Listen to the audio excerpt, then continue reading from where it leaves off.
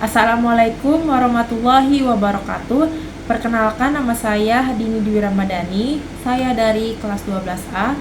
Di sini saya akan menjelaskan dan memaparkan materi fisika kelas 12 bab 5 mengenai radiasi gelombang elektromagnetik. Lanjut saja ke materinya. Yang pertama ada spektrum elektromagnetik. Teori Maxwell. Gelombang elektromagnetik mulai dikenal pada abad ke-19 dan dikemukakan pertama kali oleh seorang fisikawan Skotlandia bernama James Clerk Maxwell yang lahir pada 1831 sampai 1879. Maxwell merangkum beberapa hukum terkait medan magnetik dan medan listrik dari teori Oersted, Faraday, dan Ampere. Berdasarkan teori Oersted, arus listrik yang mengalir dalam konduktor dapat menimbulkan medan magnetik di sekitarnya.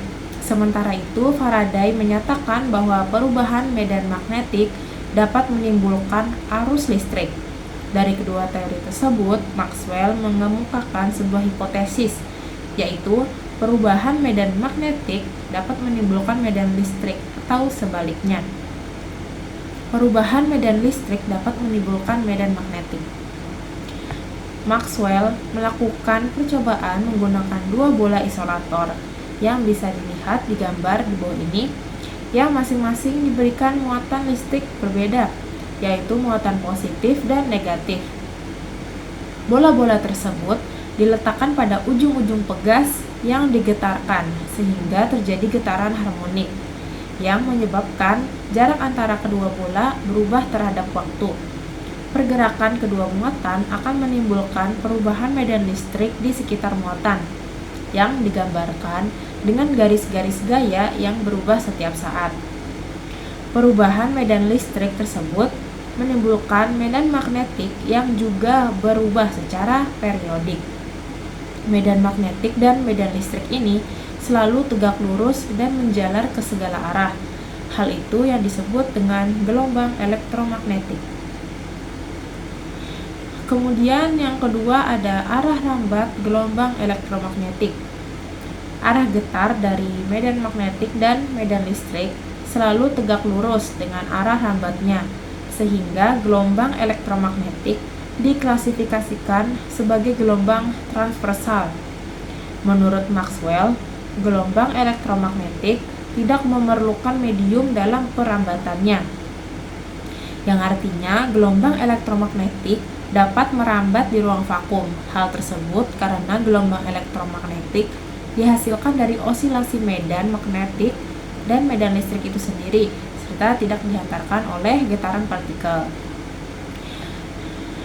Berikut adalah sifat-sifat gelombang elektromagnetik. Yang pertama, arah getaran medan listrik dan medan magnetik tegak lurus terhadap arah rambatnya. Yang kedua, tidak bermuatan listrik sehingga lintasannya berupa garis lurus. Kemudian yang ketiga, tidak memiliki massa sehingga tidak dipengaruhi oleh medan gravitasi. Yang keempat, dapat merambat dalam ruang vakum atau udara dengan kecepatan 3 kali 108 meter per detik. Kemudian yang kelima, merupakan gelombang transversal. Yang keenam, dapat mengalami pemantulan, pembiasan, interferensi, difraksi, dan polarisasi. Selanjutnya, yang ketiga, bagian spektrum gelombang elektromagnetik.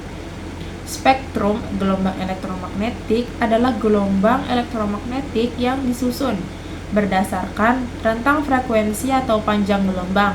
Dalam ruang vakum, semua gelombang elektromagnetik merambat dengan kecepatan 3 kali 108 meter per detik.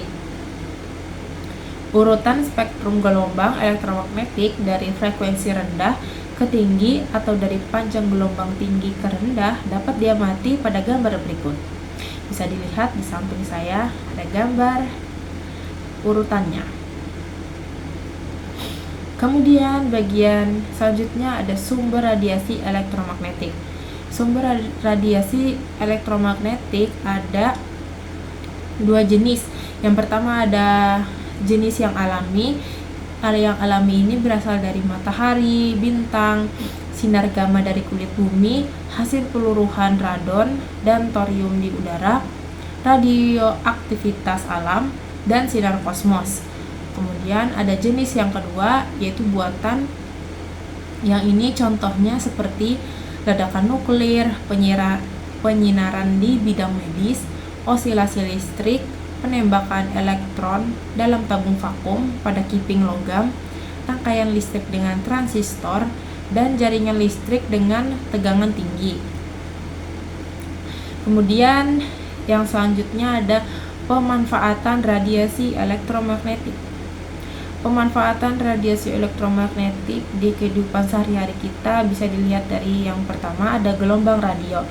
Gelombang radio dapat digunakan sebagai alat komunikasi dan pembawa informasi dari suatu tempat ke tempat lain.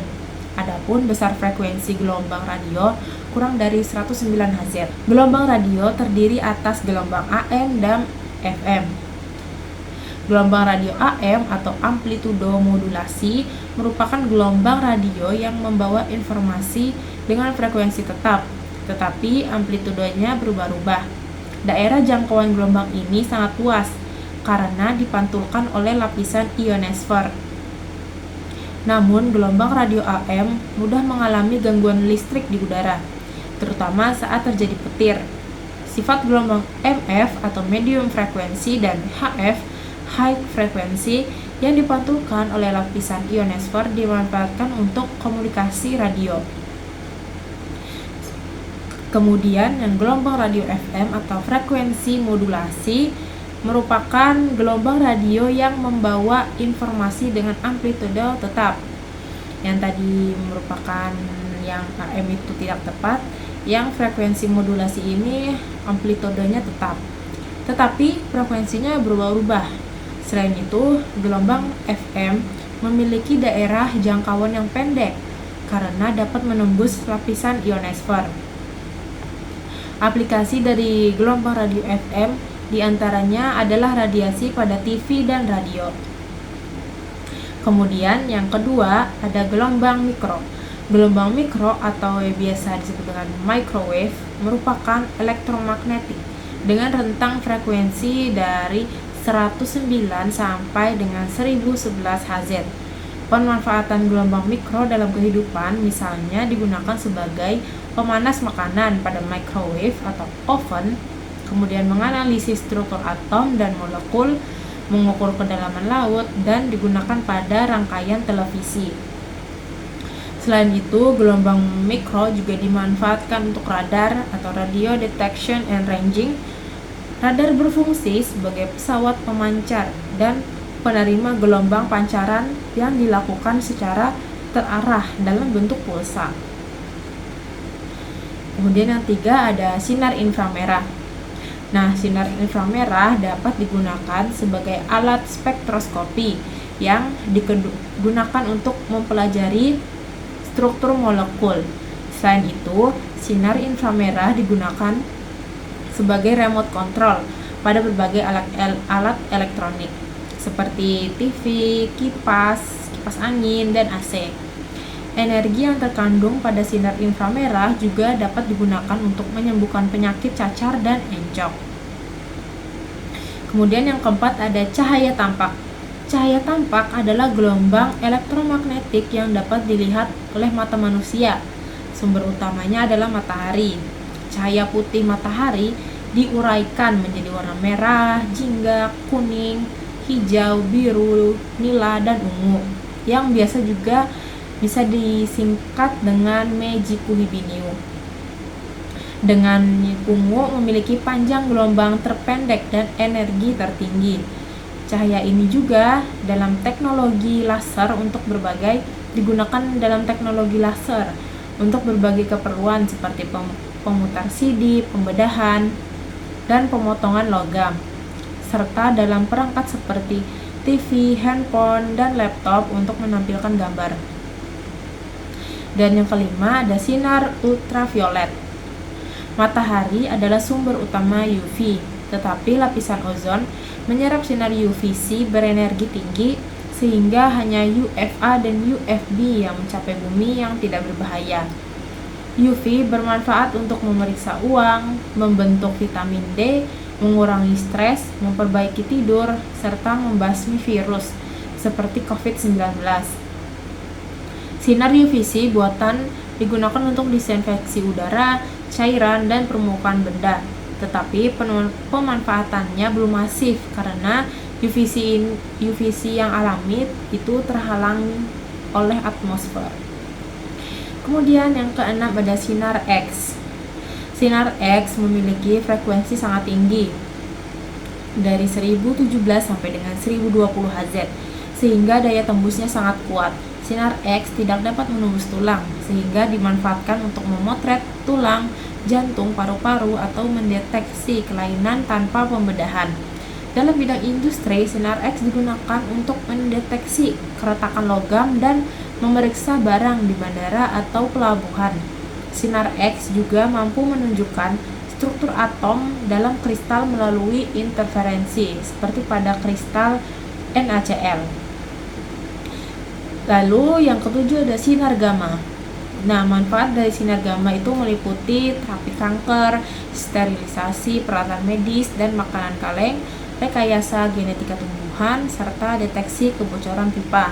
Dalam industri, sinar gamma digunakan untuk mempercepat produksi dan mendeteksi kerusakan mesin melalui gamma scanning. Kemudian yang terakhir, adapun bahaya dari radiasi gelombang elektromagnetik ini. Nah, yang terdapat di sini merupakan bahaya gelombang elektromagnetik dari radiasi handphone. Nah, seperti itu menimbulkan sakit kepala, mempengaruhi fungsi otak, tubuh mudah lelah saat beraktivitas, kemudian gangguan tidur, kehilangan konsentrasi, dan menurunkan kemampuan penglihatan.